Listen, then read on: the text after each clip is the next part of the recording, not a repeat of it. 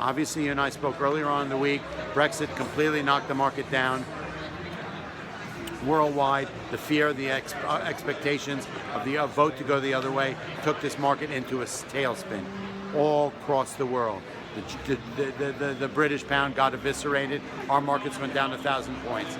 Problem with all that being said is people get emotional about money. People tend to overreact to sell sides. And in the last 3 days, we've rebounded virtually 1,000 points. We closed the market at 17,929. We've made back almost 900 points. Okay, what's contributed to this bounce back in our marketplace? Markets around the world have also bounced back. Part of it is the fact that banks around the world have decided to step in and say they were going to support the currencies all over the world, and that gives someone a bit of ease. The fact is that Britain is not going to exit immediately, though it will. That there may be another referendum, which I doubt, but basically nothing's happened immediately. What else happened? That for sure, raising interest rates in the United States is off the table, okay? So basically what we've seen is after this 2 days of complete evisceration of the market and British currency and markets around the world and our market, we are bouncing back in a big way.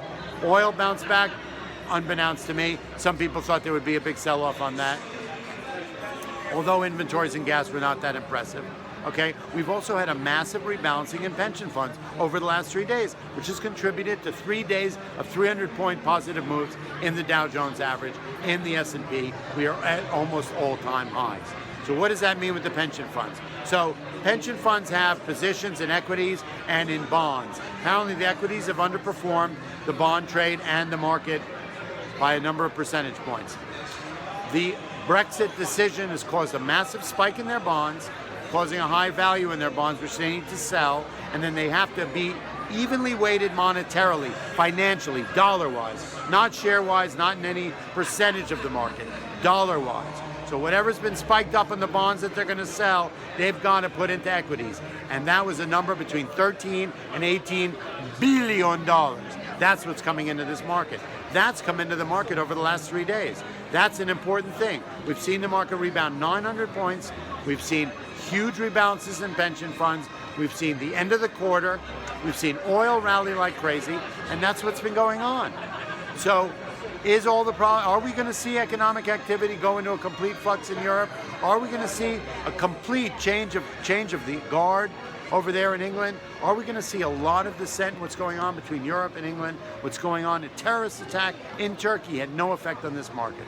This market was oversold too fast, emotional selling, overreaction. We viewed a buyback. See, sometimes we get coupled up in the madness that's going on around the world, and sometimes the U.S. markets tend to disengage it eventually.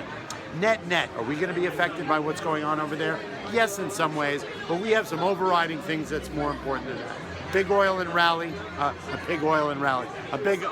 in oil. I've had a crazy 3 days, guys. It's been madness. This big rebalance in the pension funds. And basically, where else do you put your money? Where else, at the end of the day, when we decouple from the madness, geopolitical madness, economic activity all over the world, what's going on in China and whatnot, everything comes to the New York Stock Exchange.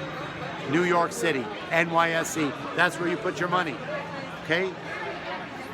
That's all I got to say to you guys. We've had an incredible day today. We've had an incredible week. Tomorrow's July, fresh money coming into the market. It just feels that they've abated the fear and madness. What's going on over there abroad?